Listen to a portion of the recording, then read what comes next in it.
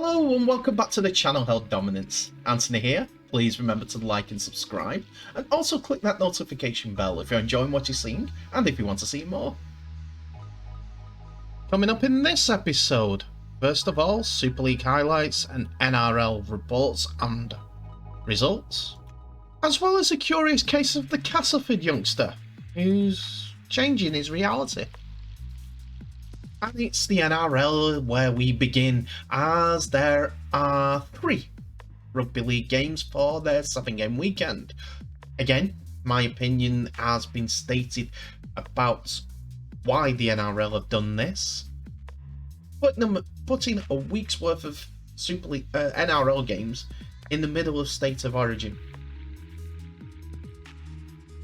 But they did it with as little disruption to Queensland fans as possible, with most of the teams from Queensland being at home and also as far away from State of Origin games as possible, so that the NRL's juice doesn't get in touch of the 3 showpiece games that Australia has to show.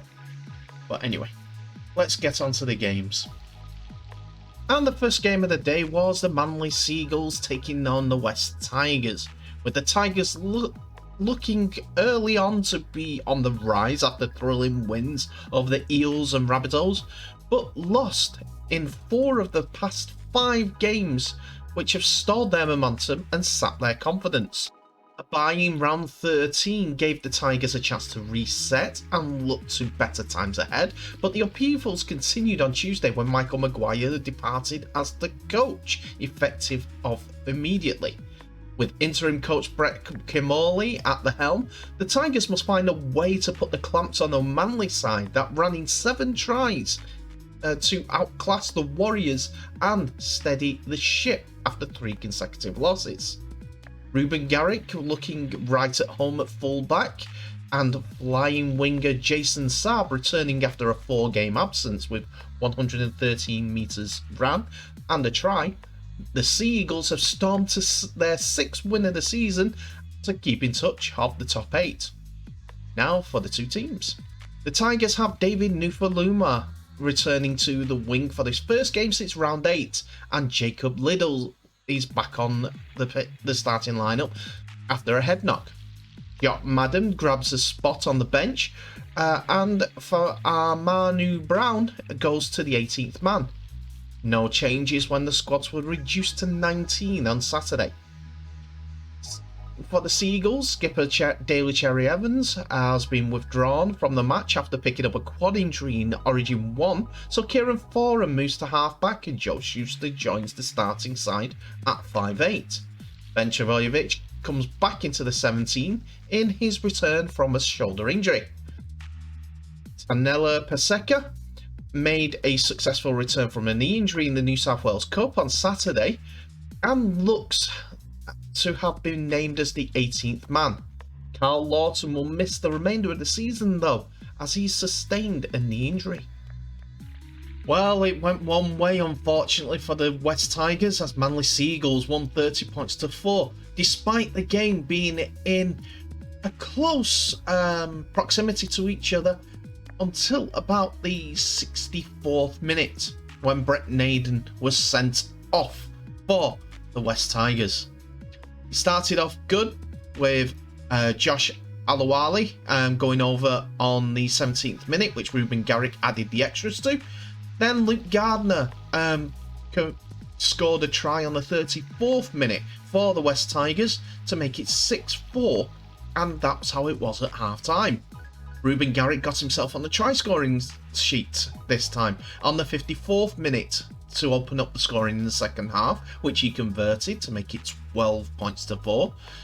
Then Alome Olukatuatu scored on the 61st minute, which wasn't converted, but 16 points to 4. West was still in it until Brent Naden was sent off. Tolatu Kola scored on the 74th minute, and Josh Alawali got his second try of the game, which also saw Ruben Garrick convert the 2 and score a penalty off the back of Naden sending off. The West's forward did an ugly lift tackle on Jake Trbojevic, as you can see here, which earned him the red card and sat out the rest of the game, leaving his teammates to defend against the Seagulls with 12 men. In Game 2 of this round, the Knights faced the Penrith Panthers, and the Knights are coming off a win in round 12 and a bye week in round 13, so should be refreshed and ready to take the game to the Premiers. Penrith went about their business in clinical fashion against the Bulldogs and got the job done without 6 of their big names on Origin duty. How many of the players back up after Wednesday's series opener remains to be seen, but such is the Panthers' depth that they will go in as clear favourites to rack up their 13th win of the season. The Knights have Kalen Ponga and Dane Gagai on show for Queensland, and both are likely to back up should they get through the game with a clean bill of health. And so, here are what the teams look like on the day of the game.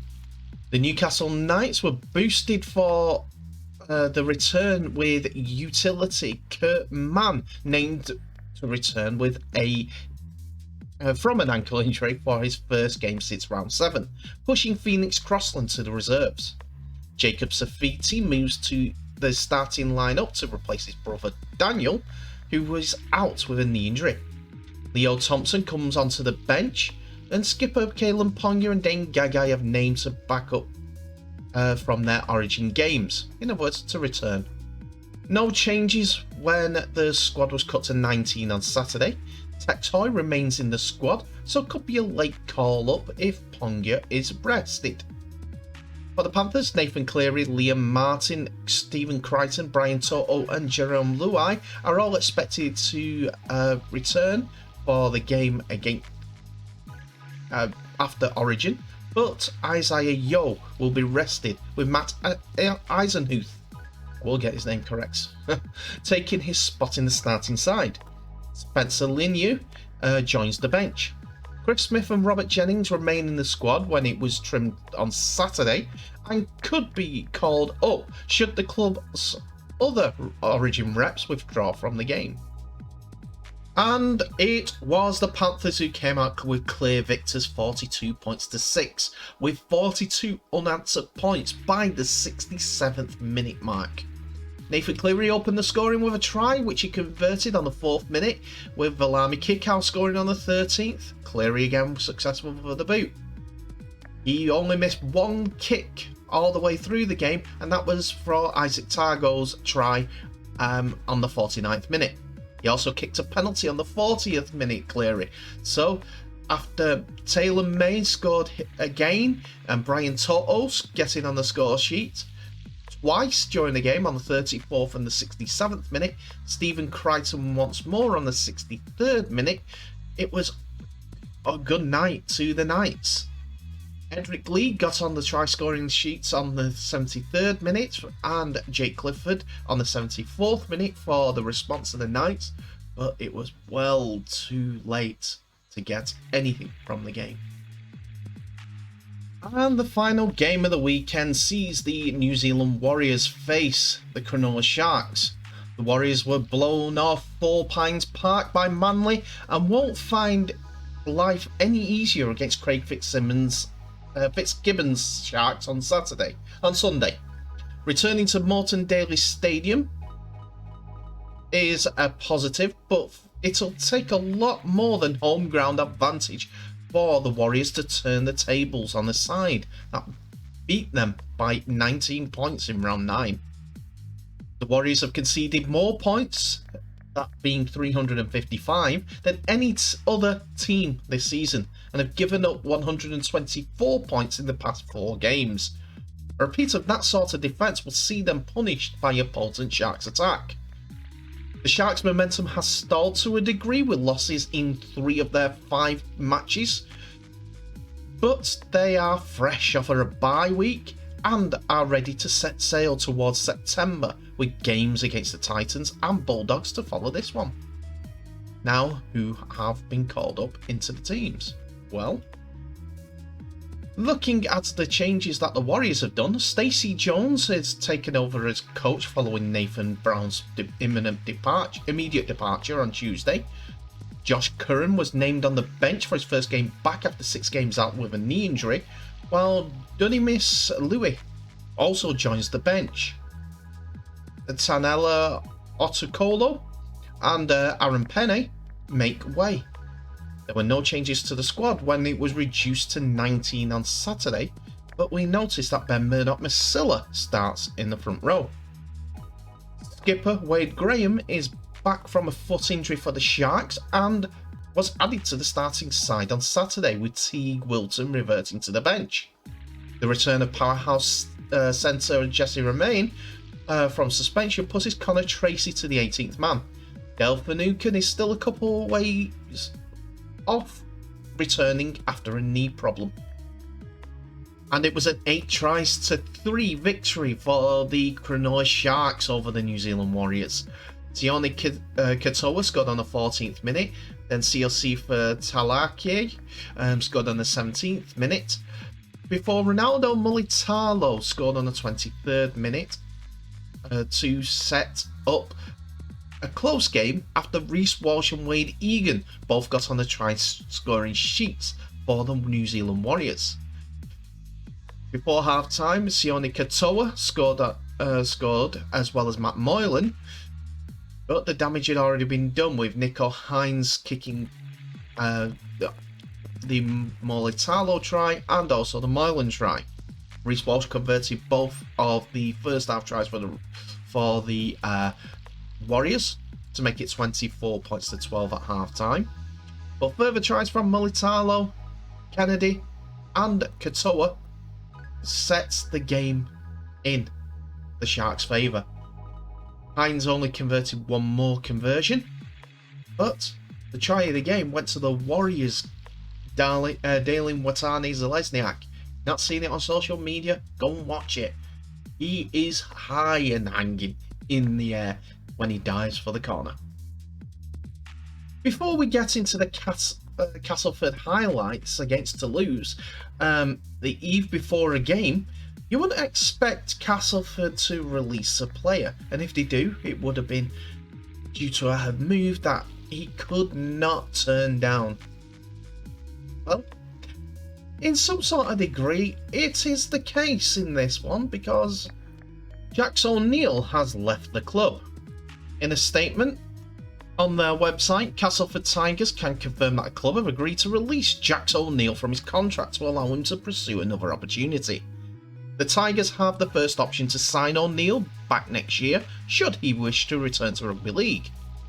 Known for his fearless attitude on the field by Castleford supporters, the Cumbrian-born 23-year-old is a proud product of the Tigers youth system, having come through both our scholarship and academy programs before making his Super League debut.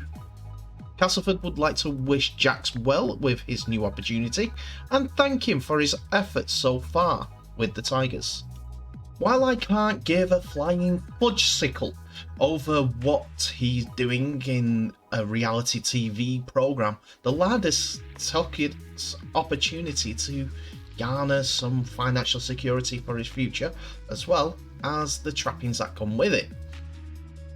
Anyway, I just think that the way that he's gone on to an opportunity which is going to be positive for him as a brand, whether he comes back into rugby league, which Castleford have the first option to bring him back to the club in contract negotiations, is whether to be seen. Though some fans on Twitter, I'll give you an example of what they've actually been saying. All rugby league related, nothing against the lad himself. Some were suggesting that because there was a Rugby Union Sevens player who won it in 2019, this TV programme, they should have a friendly match with Love Island, England versus Love Island. And then there's this one. This is always going to be an issue whilst there's a salary cap is higher. Gareth, that Twitter name, I salute you for that comment. I'm going to say this now. Unless it is in a rugby league capacity, I will not be saying anything about Love Island. Straight up. I might refer to his past if he's involved in it, involved in rugby league again, but otherwise, I don't give a flying fudge sickle about if he wins this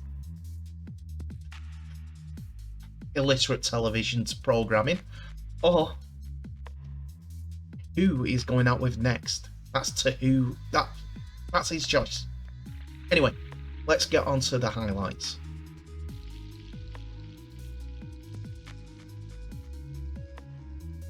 I turn us to the attention of the Super League fixtures that were played on Sunday, as there were 3 games played, with computations even, that have issues at the top and the bottom of the table.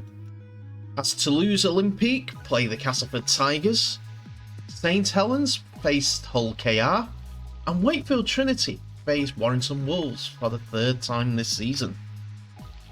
We start in the south of France as the Castleford Tigers face Toulouse, as the Tigers could do their near neighbours Wakefield Trinity a massive favour by defeating the bottom place side. It's going to be an interesting game, as Toulouse are looking to close the gap on Wakefield, who played today and are directly above them. Toulouse are a different proposition at home and are only getting stronger. They made the champion St Helens fight for the win the last time out, and against an up and down Tigers side on the back of defeats against Wigan, will fancy their chances. It's important for the Tigers that they find a way to bounce back and get on the right track. Toulouse have lost the likes of Justin Sangare, who joins the likes of Lloyd White, Joe Breverton and Guy Armitage out injured. Tony Gigo is again in the squad after missing the last 2 games. There is also a debut for Nathan Peets at halfback, but as the former Lee and Huddersfield player comes in at number 9. So Latrell Chamal comes back into the right wing position after last week's sit-out against Saints. Corey Norman and Lucas Albert will be looking to pull the strings. Daniel Alvaro will be continuing to impress in his forward role, while Dom Peru comes back into the second row. Alwa Pelissier, Maxime Poche and Joel Paulo all join Harrison Hansen on the bench. For Castleford, they have lost one of the players who featured against Wigan last time out in the shape of Gareth O'Brien. Danny Richardson comes in at halfback as replacement and joins Drake Schumann in that part. Chase Blair makes his 50th appearance for Castleford Tigers, while Ryan Hampshire continues at fullback. Not much change in the actual squad, but we see that with the inclusion of Chase Blair, Darrell Alfords comes onto the bench instead. Liam Watts, Stuart Matanye and Brad Martin are the bench players against Toulouse. It was Toulouse that got the first try of the game. After Corey Norman put a regulation pass, Ollie Ashot-Bott put himself through a gap that Tigers' defence did not have, but it just appeared to him, and he scored the first try of the game, which was converted by Chris Hankinson. After this, Matagi was the one that got over the line, a short ball play, and he crashed over, taking 2 Toulouse defenders over with him, which Richardson converted for 6 points all. That was going into the first half. The second half sees us Toulouse opening the scoring again. A regulation left-sided move, but a great offload from Chris Hankinson by Matty Russell in the left corner, which Hankinson yet again added the extras from the boot. Then it was a simple pass and go from Westerman's setup play that saw George Griffin go over. The number 15, the big number 15, just crashed over past some attempted tackles from Toulouse players, and it was a try under the sticks, which Danny Richardson added the extras again too.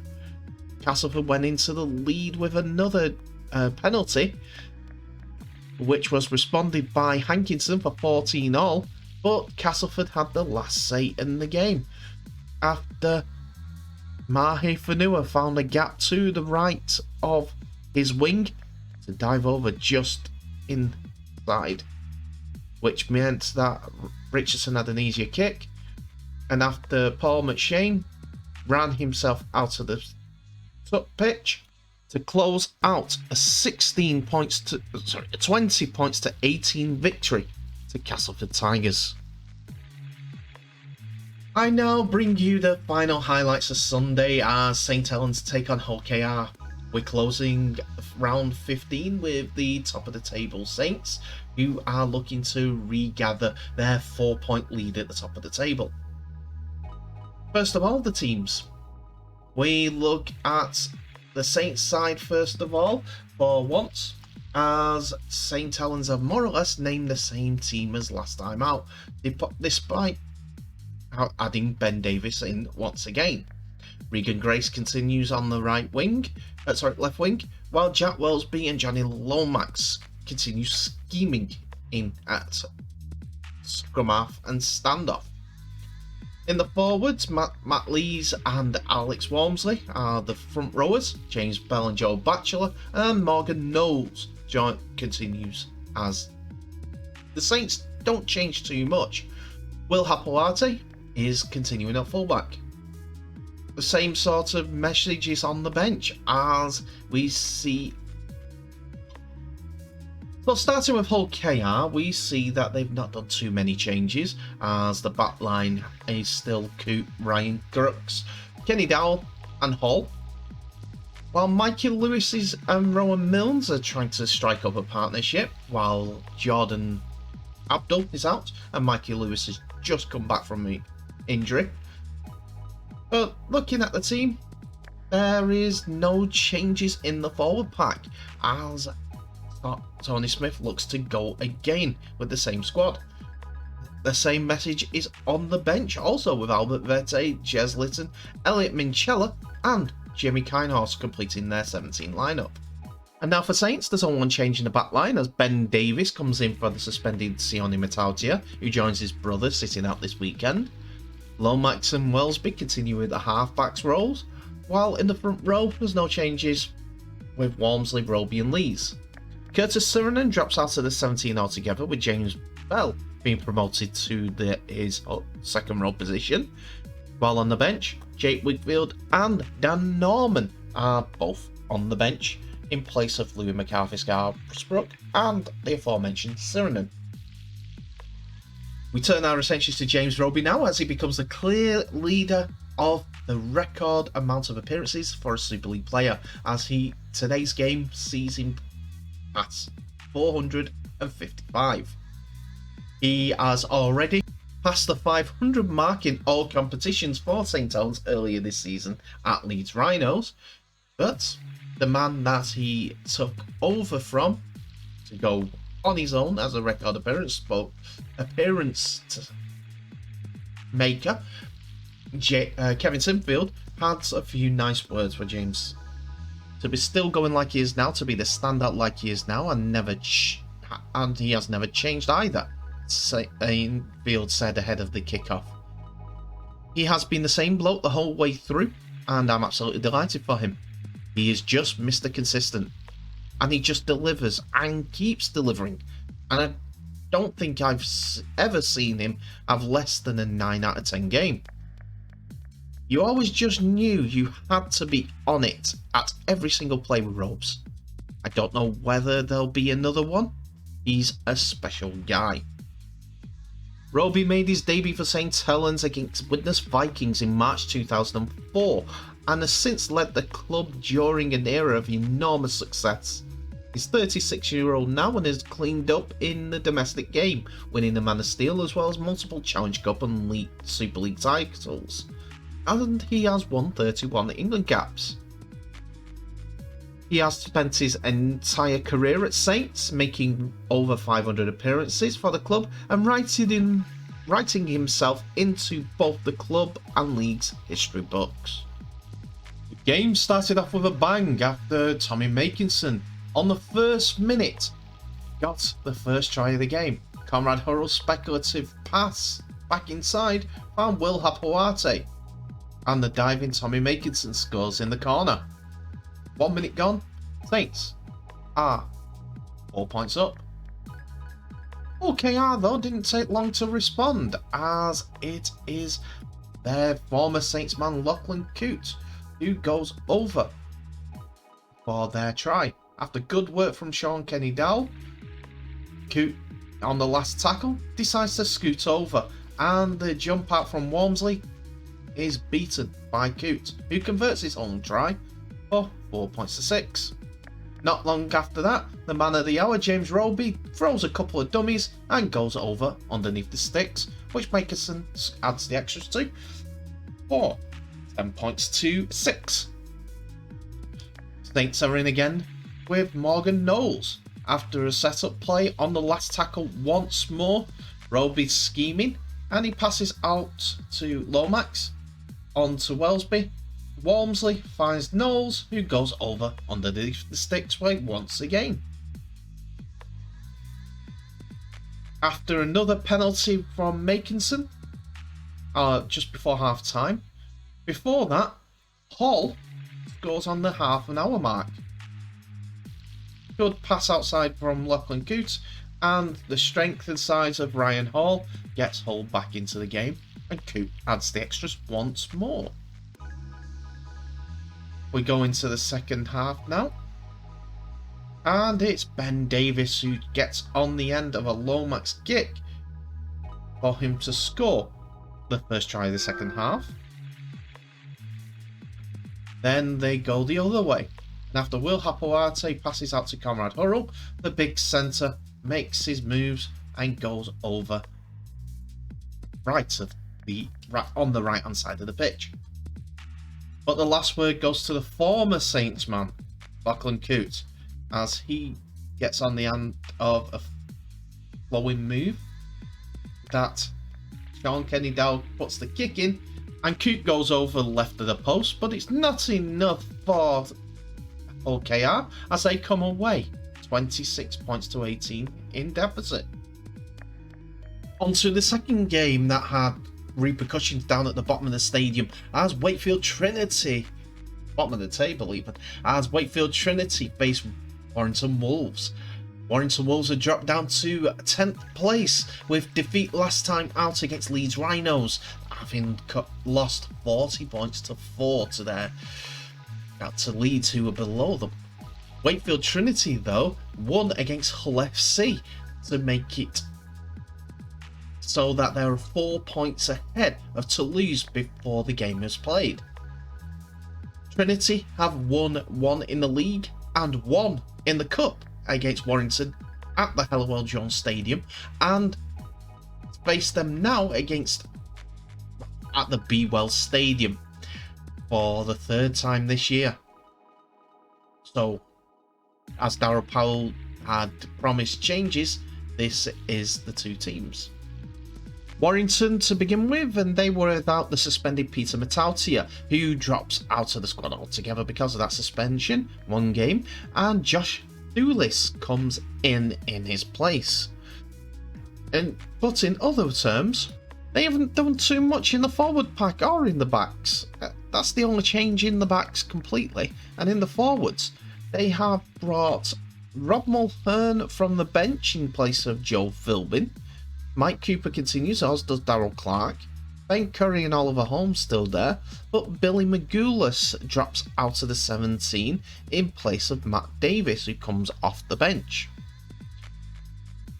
On the bench though, we see Danny Walker's return, with Carl Amor continuing on the bench with Joe Philbin, and new signing Thomas Michieli, who makes his first appearance for the Warrington Wolves. For the host, Trinity moved James Batchelor from loose forward to centre in place of the injured Reece Lynn. In the forwards, though, with no changes elsewhere, Jordan Crowther comes in at loose forward for the aforementioned Reece Lynn. On the bench, we see Eddie Batty, Tinoru Arona, Kalepi Tanganoa, and Yusuf Aldin, who comes onto the bench in place of Robert Butler. And we start off with Warrington deep on the attack, and it is a setup run by George Williams that sees him stopped, but then Darryl Clark goes over right to the post against one of his former rivals. But then Wakefield comes straight back. After the conversion from Rashford made it 6-0 to Warrington, Mason Lino's kick to the right hand edge is batted back by the Wakefield winger, and it's James Batchelor who's playing in the centre also for Wakefield today. And whatever his brother can do, he can do as well. Mason Lino adds the extras and it's 6-6. Then Gareth Widdop uses a bit of skill before on the 33rd minute mark to give Warrington the lead. Once again, which Rashford adds the extras. But back come Wakefield, and this time they go to the left. And Mason Lino double pumps a pass, and then Jacob Miller finds a simple pass to Matty Ashurst, who goes over on the 38th minute, which Lino once again adds the extras to. We can see the strength of Thomas McKaylee there as the big new signing gets involved, but it is Connor Wrench who gets over for the try. A good short ball running towards the line, and Widdop's pass finds the young Wire Academy graduate. Not to be deterred, it is Wakefield's turn to score, and this came on the 77th minute. After a good pass, actually it was Joe Batchelor's second on the 49th minute that we're looking at right here. Some good setup play down the right wing, and it was all them. All that she wrote. But then Matty Ashton gets the ball and runs 80 metres, and no one's really going to catch him. Good effort from the young winger Lewis Murphy, but it's Warrington's lead yet again. A few moments later though, as Ashurst went on the 63rd minute, Liam Hood goes over on the 70th minute. A good scoot from dummy half sees him go up against Gareth Widdop. Widdop wasn't quite strong enough to stop the Wakefield man from going over. After a great break from George Williams, it's another attempted challenge from attempted try from Warrington, but a great Murphy tackle sees them get the ball back with a few minutes to spare. We come to the 77th minute.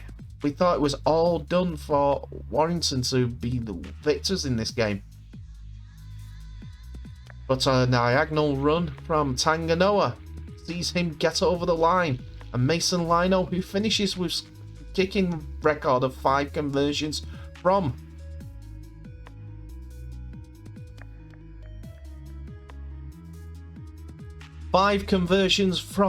these 5 attempts, sees that Wakefield are another step closer to survival with a 30-24 victory over Warrington Wolves. So here is the league table after the games that were played in round 15. St Helens still lead the way with 4-point lead on 26 points from their 13 wins, while Catalans Dragons follow up in second on points scored difference. Points conceded difference, because Wigan have got the most points scored but have conceded the most in the top 5. And so they are third. Huddersfield Giants comes next with the 21 points, 10 wins and 1 draw for that. Hull FC defeat gets them a record of 8-7, 16 points. And Castleford go 7th from 8 and above Hull KR on points difference, as they have scored more points and conceded a little less, shall we say that? -17 to -27. Leeds Rhinos come next despite their loss, because of their draw against Huddersfield as well, which would have normally seen them down below the likes of Warrington, Salford Red Devils, and Wakefield, who have picked up their 5th win of the season today against Warrington, their 3rd game this year where they've beaten the Wire. And then Toulouse prop up the bottom of the table. It was a harder game than Castleford thought, but Castleford came through it despite the injury concerns.